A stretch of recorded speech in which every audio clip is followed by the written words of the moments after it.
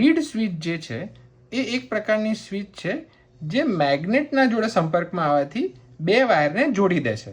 તો આ જે સ્વિચ છે એના મદદથી આપણે ઘણા અલગ અલગ પ્રકારના સોફ્ટવેર બનાવી શકીએ છીએ. આપણી જે ફ્લોટ સ્વિચ છે એની અંદર પણ એક ટાઈપની રીડ સ્વિચ જ વપરાય છે અને ઉપરની જે રિંગ છે એની અંદર મેગ્નેટ હોય છે. એટલે એ મેગ્નેટની પોઝિશન બદલાવા ઉપર આપણને બે લોજિક મળતા હોય છે. તો આ સર્કિટ બનાવવા માટે આપણે સૌપ્રથમ બે વાયર લઈ લઈશું. એક લાલ કલરનો વાયર લઈશું, એનું જોડાણ બઝરના લાલ કલરના વાયર જોડે કરીશું.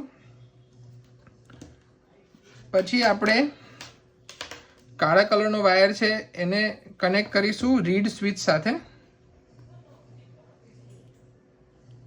અને રીડ સ્વિચના બીજા છેડાને આપણે બઝરના કાળા વાયર જોડે જોડી દઈશું. હવે આ જે રીડ સ્વિચ છે એ કાચમાંથી બનેલી હોય છે અને લોખંડના તારમાંથી બનેલી હોય છે. એટલે તમે જેવું મેગ્નેટ નજીક લાવશો તો અંદરના જે બે લેયર છે એ જોડાઈ જશે અને બઝર વાગશે. તો મારી જોડે આ મેગ્નેટ છે, હું મેગ્નેટને જેમ નજીક લાવું છું તમે જુઓ છો તો બઝર વાગે છે અને એ બઝર એના ઓરિએન્ટેશન પ્રમાણે મેગ્નેટાઇઝ થઈ જાય છે.